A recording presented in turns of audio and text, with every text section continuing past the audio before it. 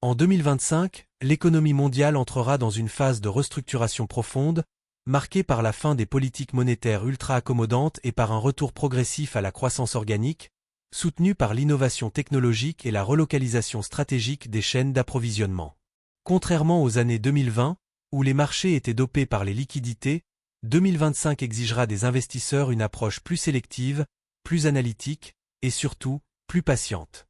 Les taux d'intérêt, bien que stabilisés dans la plupart des économies développées, resteront structurellement plus élevés qu'avant la pandémie, ce qui redéfinit entièrement la donne pour les actifs à revenus fixes, l'immobilier et les valorisations boursières. Les entreprises surendettées ou dépendantes du financement à bas coût seront particulièrement vulnérables, tandis que celles générant des flux de trésorerie solides et prévisibles deviendront des valeurs refuges. L'inflation, bien qu'en recul par rapport au pic de 2022-2023, ne retournera pas à des niveaux historiquement bas. Elle se stabilisera autour de 2,5% à 3,5% dans les pays de l'OCDE, ce qui signifie que les placements traditionnels comme les livrets d'épargne ou les obligations d'État à court terme continueront de perdre du pouvoir d'achat réel, sauf à être stratégiquement combinés avec d'autres classes d'actifs. La transition énergétique, loin d'être un simple enjeu écologique, deviendra un moteur économique majeur. Les investissements dans les infrastructures vertes, les réseaux électriques intelligents, le stockage d'énergie et l'hydrogène propre dépasseront les 1500 milliards de dollars en 2025, selon l'Agence internationale de l'énergie. Ce n'est plus une tendance, c'est une transformation structurelle des marchés. La géopolitique jouera un rôle central dans l'allocation des capitaux. Les tensions entre les États-Unis et la Chine, la recomposition des alliances commerciales et la montée en puissance des économies du Sud-Inde, Indonésie, Brésil, Nigeria redessineront les flux d'investissements mondiaux. Les portefeuilles trop concentrés sur l'Occident risquent de manquer les opportunités de croissance les plus dynamiques. La technologie ne sera plus un secteur, elle sera le socle de tous les secteurs. L'intelligence artificielle, non pas comme concept marketing, mais comme infrastructure opérationnelle, transformera la productivité dans la santé, la logistique, la finance, l'éducation et même l'agriculture.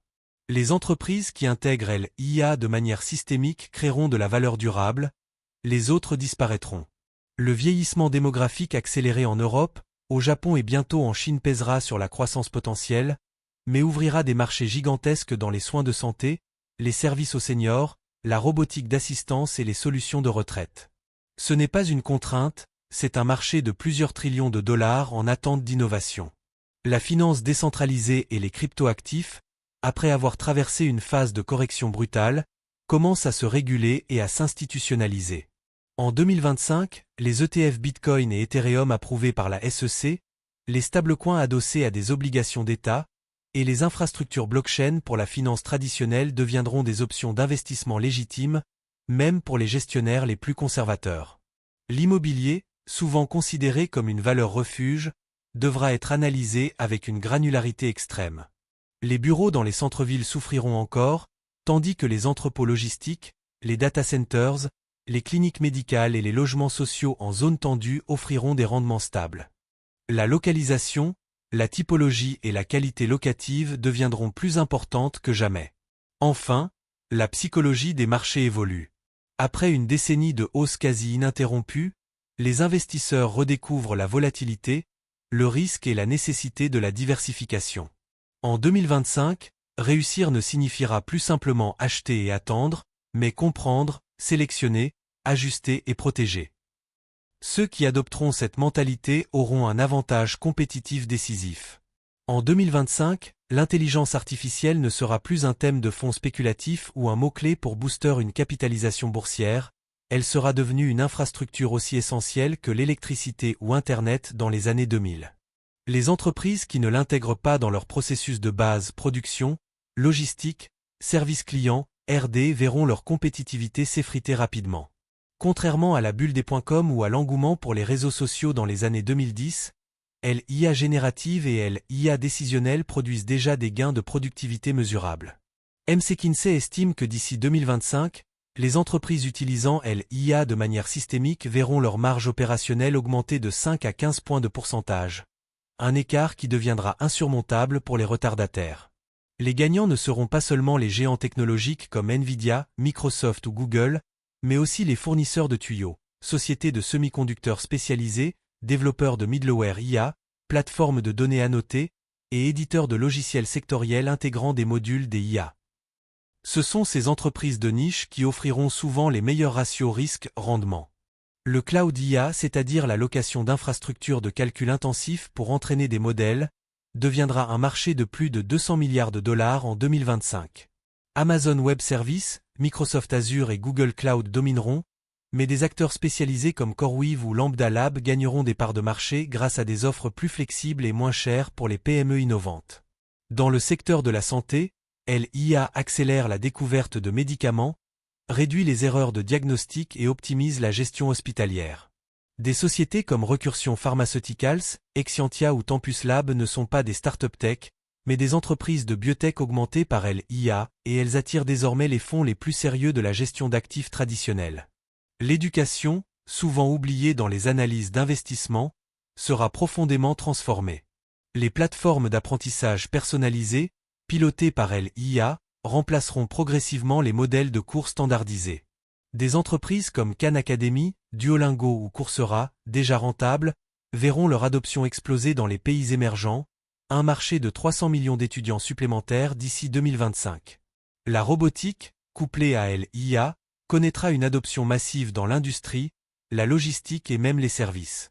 Boston Dynamics, Tesla Optimus, et des dizaines de start-up chinoises et européennes industrialisent des robots capables d'apprendre de leur environnement. Ce n'est plus de la science-fiction, c'est une réalité opérationnelle dans les entrepôts d'Amazon, les usines de Tesla et les centres de tri de DHL. Attention cependant, tous les titres IA ne se valent pas. Beaucoup de sociétés surfent sur la vague sans modèle économique viable.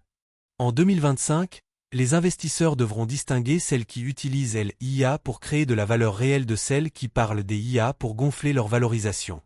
Les critères clés, cash flow positif, clients récurrents, avantages technologiques brevetés. Les ETF thématiques sur l'IA comme le Global X Robotics et IETF ou l'eShares Robotics and Artificial Intelligence ETF offrent une exposition diversifiée, mais souvent trop large. Pour un rendement optimal, il faudra combiner ces ETF avec une sélection directe de valeurs de niche, surtout dans les marchés asiatiques et européens, où la valorisation est souvent plus attractive qu'aux États-Unis. Enfin, l'IA pose des risques systémiques. Concentration des capacités de calcul entre quelques géants, dépendance aux données, obsolescence accélérée des compétences. Les investisseurs avisés surveilleront les régulations en cours d'élaboration, notamment en Europe avec l'AI Act, car elles redéfiniront les gagnants et les perdants du secteur d'ici 2025. En 2025, la transition énergétique ne sera plus une option politique ou un objectif moral, elle sera devenue la plus grande opportunité d'investissement infrastructurel du XXIe siècle. Selon la Banque mondiale, plus de 4 000 milliards de dollars devront être investis chaque année d'ici 2030 pour atteindre la neutralité carbone.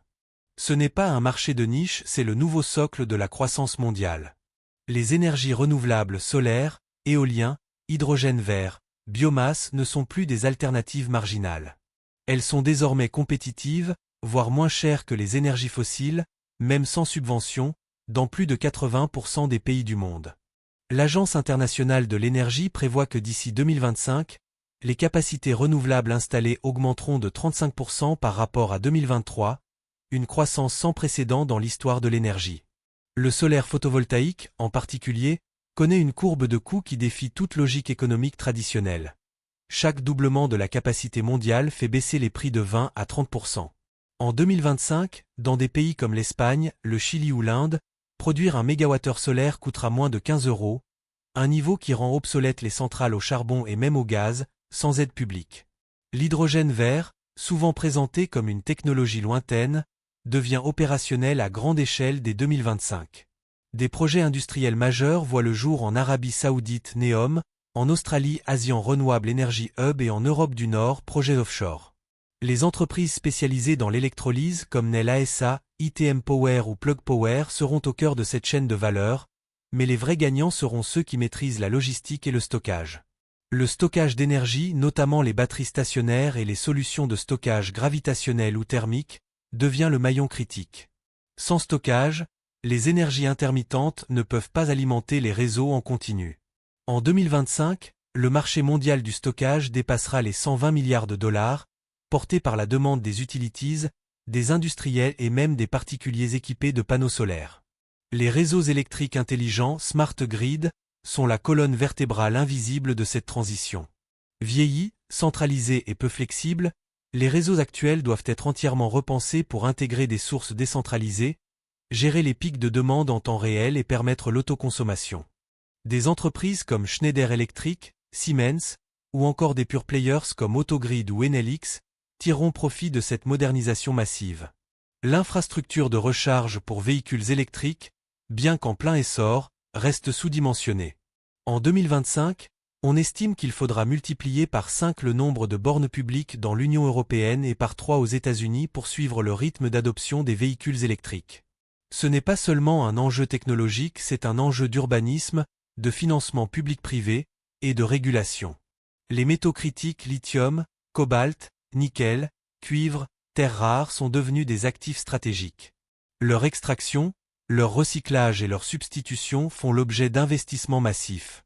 En 2025, les fonds souverains et les groupes miniers investissent non seulement dans les mines, mais aussi dans les technologies de recyclage urbain et d'extraction à faible impact environnemental, un segment en croissance de 25% par an. Les fonds d'infrastructure verts Green Infrastructure Funds et les obligations vertes Green Bond deviennent des classes d'actifs à part entière. BlackRock, Vanguard, Amundi et d'autres géants de la gestion lancent des véhicules d'investissement dédiés, accessibles même aux épargnants particuliers via des ETF ou des SICAV. Le rendement? Souvent de 4 à 7% par an, avec une volatilité bien inférieure aux marchés actions. Attention cependant, tous les projets verts ne sont pas viables. Beaucoup reposent encore sur des subventions publiques ou des crédits carbone incertains. En 2025, les investisseurs devront privilégier les projets avec contrats de long terme PPA, Power Purchase Agreement, cash flow prévisible et partenaires institutionnels solides. La transition énergétique est un marathon, pas un sprint. Seuls les projets économiquement durables survivront.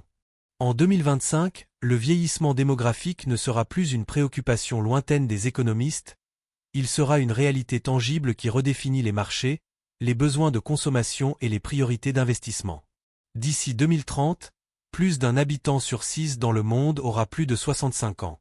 En Europe et au Japon, ce ratio atteindra 1 sur 4.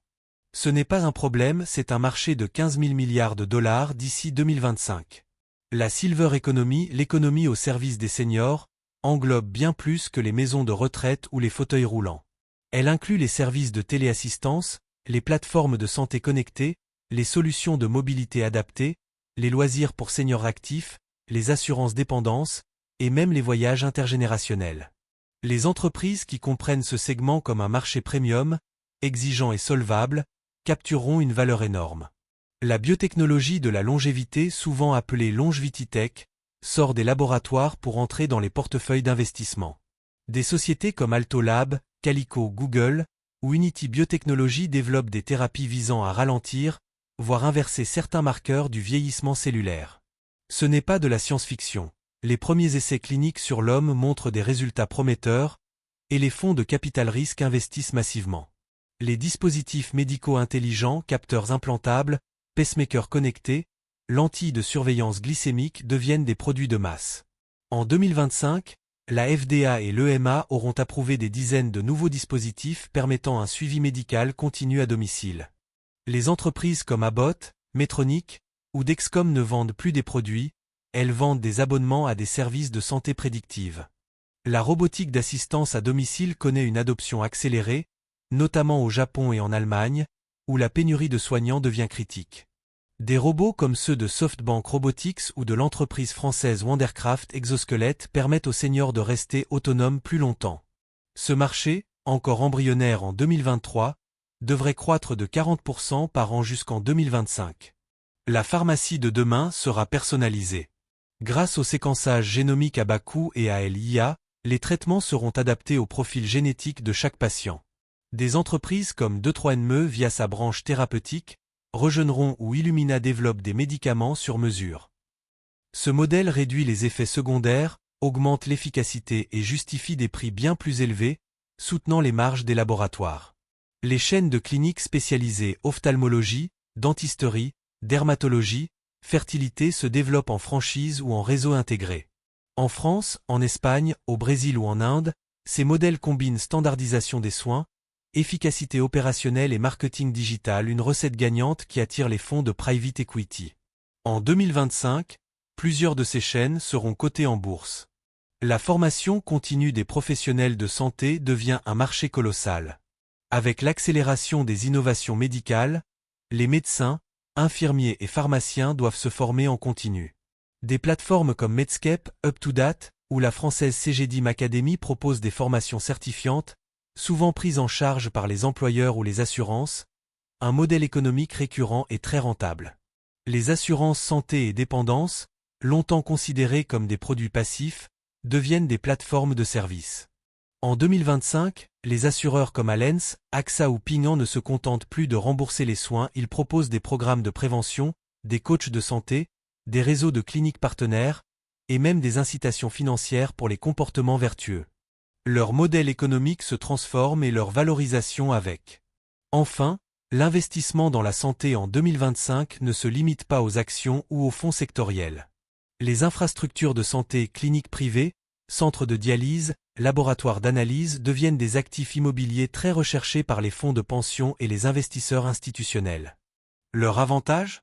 Des baux de longue durée, des locataires solvables, souvent des réseaux hospitaliers, et une demande structurellement croissante, une combinaison idéale en période d'incertitude.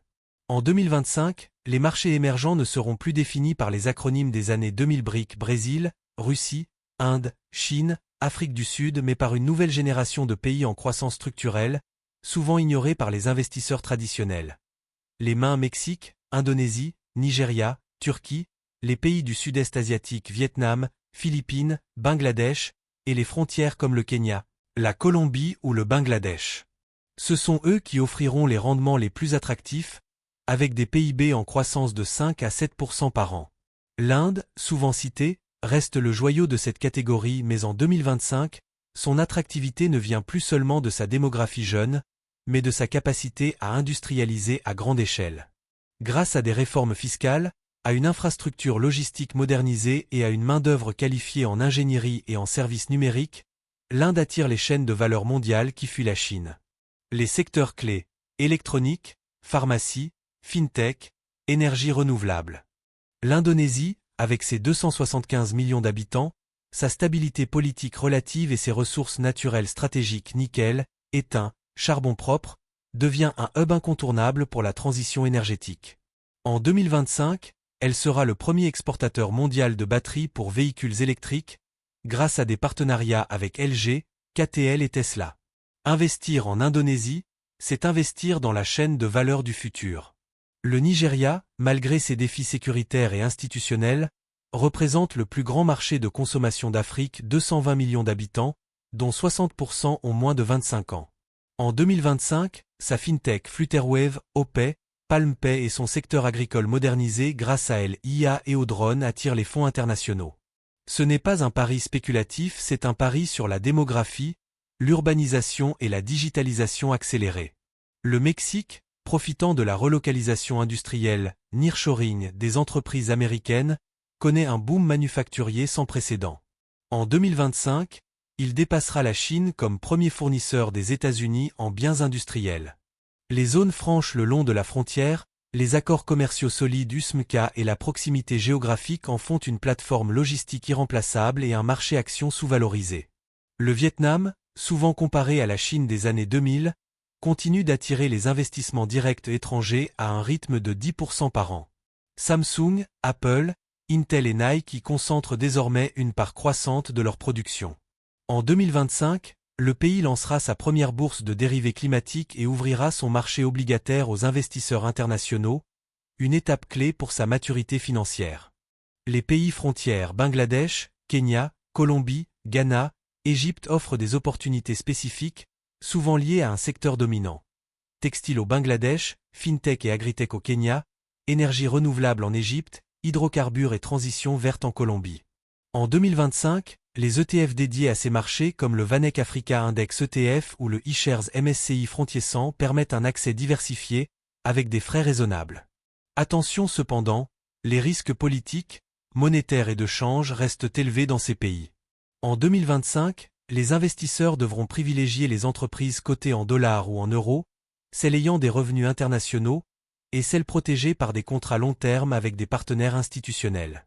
La sélection individuelle est cruciale, l'investissement passif aveugle peut s'avérer dangereux. Les fonds souverains du Moyen-Orient, Arabie Saoudite, Émirats, Qatar deviennent des acteurs majeurs dans ces marchés.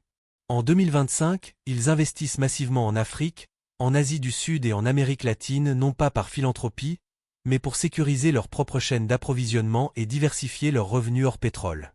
Suivre leurs mouvements, c'est anticiper les flux de capitaux de demain. Enfin, les investisseurs particuliers peuvent accéder à ces marchés via des SICAV internationales, des ETF sectoriels par exemple, Global X MSCI Nigeria ETF, ou des plateformes de private equity émergent comme Afriquinvest ou Responsability. La clé ? Allouer 5 à 15% de son portefeuille à cette classe d'actifs, en privilégiant la régularité DCA Dollar Cost Averaging plutôt que le timing. En 2025, la patience sera plus rentable que la spéculation. En 2025, la frontière entre la finance traditionnelle TradFi et la finance décentralisée DeFi s'estompe. Ce n'est plus une guerre idéologique, c'est une convergence technologique. Les grandes banques JP Morgan, Goldman Sachs, BNP Paribas, les fonds de pension et les assureurs intègrent désormais des actifs tokenisés, des stablecoins régulés et des infrastructures blockchain dans leurs opérations quotidiennes, pas pour faire du buzz, mais pour réduire les coûts, accélérer les transactions et améliorer la transparence. Les actifs tokenisés obligations, actions, fonds immobiliers, matières premières représentent un marché de plus de 10 000 milliards de dollars d'ici 2025, selon le Forum économique mondial.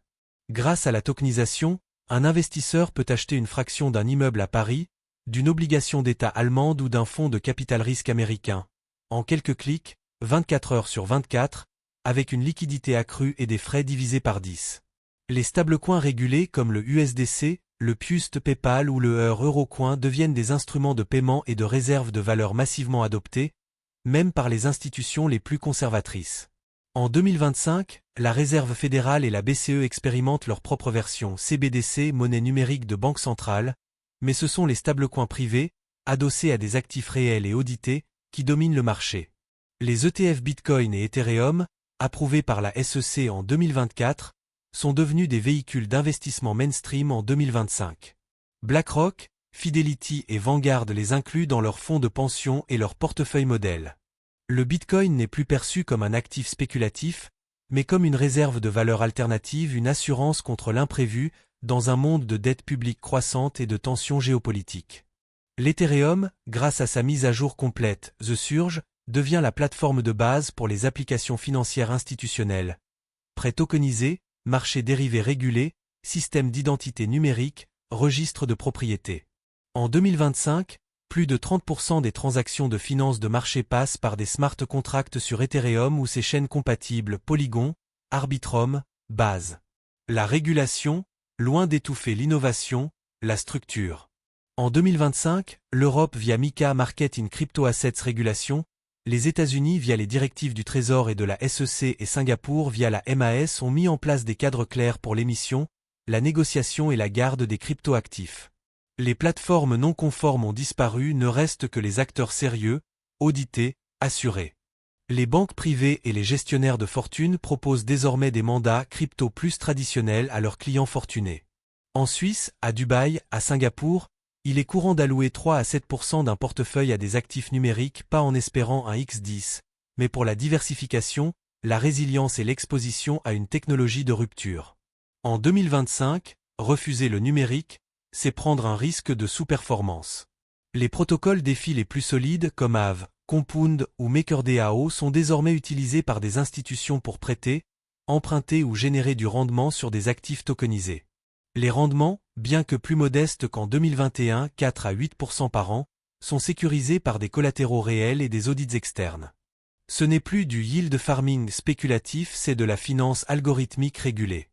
Les Real World Assets, actifs du monde réel tokenisés, explosent en 2025. Des prêts aux PME africaines, des obligations vertes latino-américaines, des parts de parcs solaires européens, tout peut être tokenisé, fractionné, échangé. Des plateformes comme Centrifuge, Ondo Finance ou Maple Finance permettent aux investisseurs d'accéder à des rendements de 6 à 12% avec une transparence totale sur l'actif sous-jacent. Enfin, la garde institutionnelle des actifs numériques est désormais mature. Des sociétés comme Coinbase Custody, Fireblock, Anchorage Digital ou la française Quabanks offrent des solutions assurées, conformes, intégrées au système bancaire traditionnel. En 2025, la question n'est plus est-ce sûr, mais comment l'intégrer efficacement à mon allocation globale. La réponse, progressivement, avec un cadre de risque clair, et en privilégiant les actifs les plus liquides et les plus régulés. En 2025, l'immobilier ne se résume plus aux immeubles de bureaux, aux centres commerciaux ou aux logements résidentiels. La valeur se concentre désormais sur des actifs spécialisés, souvent invisibles au grand public, mais essentiels à l'économie moderne. Les data centers, les entrepôts logistiques, les cliniques médicales, les laboratoires de R&D et les centres de formation professionnelle. Ce sont eux qui génèrent les rendements les plus stables et les plus résilients aux crises. Les data centers, véritables usines de l'ère numérique, connaissent une demande exponentielle. Avec l'explosion de l'IA, du cloud, du streaming et de l'IoT, le besoin en puissance de calcul et en stockage double tous les 2 à 3 ans. En 2025, le marché mondial des data centers dépassera les 500 milliards de dollars. Les leaders Equinix, Digital Realty, CyrusOne signent des baux de 10 à 15 ans avec des géants tech, garantissant des revenus prévisibles et indexés sur l'inflation. La logistique, dopée par le e-commerce et la relocalisation des chaînes d'approvisionnement, devient un actif de premier plan. Les entrepôts modernes automatisés, situés près des hubs de transport, équipés de panneaux solaires attirent les fonds institutionnels. En 2025, les loyers dans les zones stratégiques proches des ports, des aéroports ou des centres urbains augmentent de 5 à 8% par an, bien au-dessus de l'inflation.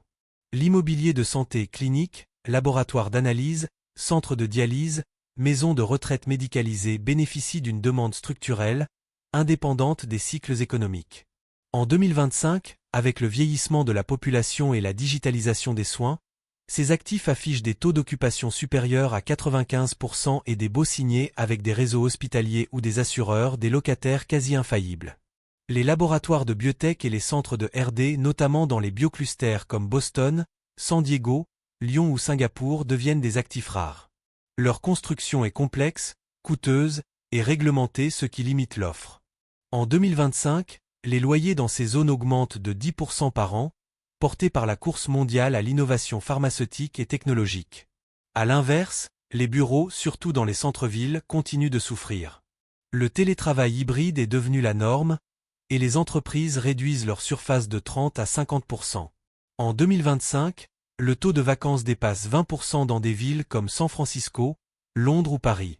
Les prix chutent, les promoteurs font faillite, et les fonds opportunistes rachètent à 40% du prix de 2019 pour reconvertir en logement, hôtel ou centre de formation. L'immobilier résidentiel, lui, se divise en deux mondes. Les zones tendues, métropoles dynamiques, villes universitaires où les prix restent soutenus par la pénurie, et les zones périphériques ou rurales où l'offre excède la demande. En 2025, les investisseurs avisés ciblent les villes de 200 000 à 1 million d'habitants, avec une économie diversifiée, des universités et des infrastructures de transport là où la demande locative est réelle et durable. Les SCPI, Sociétés civiles de placement immobilier, et les REITS, Real Estate Investment Trust, spécialisés, deviennent les véhicules privilégiés pour accéder à ces actifs sans gérer l'opérationnel. En 2025, des SCPI comme Pierval Santé Immobilier de Santé, Novapierre Allemagne Logistique ou Corum Origine Multisectoriel International offrent des rendements nets de 5 à 7%, avec une liquidité mensuelle ou trimestrielle. L'investissement direct via des plateformes de crowdfunding immobilier comme Brickstarter, Findimo ou Realtymogul permet d'accéder à des projets ciblés, un entrepôt en Pologne, un data center au Texas, une clinique à Lyon avec un ticket d'entrée à partir de 1 000 €. En 2025, ces plateformes offrent des rendements bruts de 8 à 12%, mais exigent une analyse fine du promoteur, du bailleur et de la localisation. Enfin, la durabilité n'est plus un bonus, c'est une obligation. En 2025, les bâtiments non conformes aux normes énergétiques DPE en France, BREEAM au Royaume-Uni, LEED aux États-Unis perdent 20 à 30% de leur valeur locative. Les investisseurs doivent exiger des diagnostics clairs, des certificats de performance et des plans de rénovation intégrés. L'immobilier vert n'est pas une mode, c'est le seul immobilier qui aura de la valeur dans 10 ans. En 2025, la diversification ne signifie plus simplement action plus obligation. Elle signifie combiner des classes d'actifs non corrélées, géographiquement dispersées, et alignées sur les grandes tendances structurelles. Technologie, transition énergétique, santé, émergents, actifs tokenisés, immobilier spécialisé. Un portefeuille moderne doit refléter le monde réel, pas les manuels de finance des années 1990. La règle du 60/40, 60% actions, 40% obligations est obsolète. En 2025, avec des taux structurellement plus élevés et une volatilité accrue, les obligations longues perdent de leur attrait. La nouvelle allocation de base pourrait être 40% actions mondiales dont 15% émergents, 20% infrastructures vertes et santé, 15% immobilier spécialisé, 10% actifs numériques régulés, 10% liquidités monétaires, 5% alternatives, private equity, matières premières. Les ETF restent l'outil le plus efficace pour l'investisseur particulier, mais en 2025, il faut aller au-delà des indices larges S&P 500, MSCI World. Privilégiez les ETF thématiques de qualité, IA Global X Robotics et AI, énergie propre iShares Global Clean Energy, santé SPDR S&P Healthcare Équipement, émergent iShares MSCI EM/IMI, crypto régulé BlackRock Bitcoin ETF. Frais bas, transparence totale, liquidité immédiate. La révision trimestrielle du portefeuille est essentielle pas pour traders, mais pour rééquilibrer. En 2025, les marchés seront volatiles. Une surperformance soudaine d'un secteur, par exemple, LIA, peut déséquilibrer votre allocation. Rééquilibrer, c'est vendre un peu de ce qui a trop monté, et racheter ce qui est sous-valorisé, une discipline qui améliore le rendement et réduit le risque. L'investissement progressif DCA Dollar Cost Averaging reste la stratégie la plus efficace pour les épargnants réguliers. En 2025, personne ne peut prédire les sommets ou les creux du marché.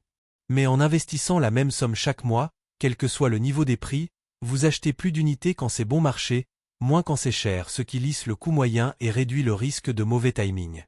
La fiscalité ne doit pas dicter votre stratégie, mais elle doit être optimisée. En 2025, utilisez les enveloppes fiscales disponibles, PEA en France, ISA au Royaume-Uni, Roth IRA aux États-Unis, compte à impôt différé au Canada ou en Suisse. Placez les actifs les plus imposés, obligations, dividendes, crypto dans les enveloppes défiscalisées et les actions de croissance dans les comptes imposables car moins taxés à la revente. La protection contre les queues de distribution, les événements rares mais extrêmes est cruciale. En 2025, allouez 1 à 3% de votre portefeuille à des actifs de crisis alpha, or physique, Bitcoin, fonds longs short volatilité, options de protection sur les indices. Ce ne sont pas des placements pour performer, ce sont des assurances contre l'imprévu. L'éducation financière continue est votre meilleur actif. En 2025, les marchés évoluent trop vite pour se reposer sur des connaissances datées. Lisez les rapports des grandes banques Goldman Sachs, Morgan Stanley, suivez les analyses indépendantes Morningstar, The Economist, participez à des webinaires sectoriels. Plus vous comprenez, moins vous avez besoin de payer des intermédiaires et plus vous prenez de bonnes décisions. Automatisez ce qui peut l'être. Virement mensuel vers vos ETF, réinvestissement des dividendes, alerte de rééquilibrage. En 2025, la technologie permet de gérer un portefeuille mondial diversifié en 2 heures par mois. Le reste du temps, vivez votre vie. L'investissement n'est pas un passe-temps, c'est un système. Si ce contenu vous a apporté de la clarté, de la structure et des idées concrètes pour 2025, agissez maintenant. Likez cette vidéo, ça aide l'algorithme à la montrer à d'autres investisseurs sérieux comme vous. Abonnez-vous chaque mois, je publie des analyses actualisées, des mises à jour de portefeuille, et des alertes sur les tendances qui changent. Commentez 2025, je vous enverrai gratuitement mon fichier Excel d'allocation type 2025 avec les ETF, les poids, les ISIN, et les liens directs. Partagez avec un ami investisseur parce que la meilleure stratégie, c'est celle qu'on construit à plusieurs. 2025 ne sera pas une année comme les autres. Préparez-vous. Positionnez-vous. Agissez.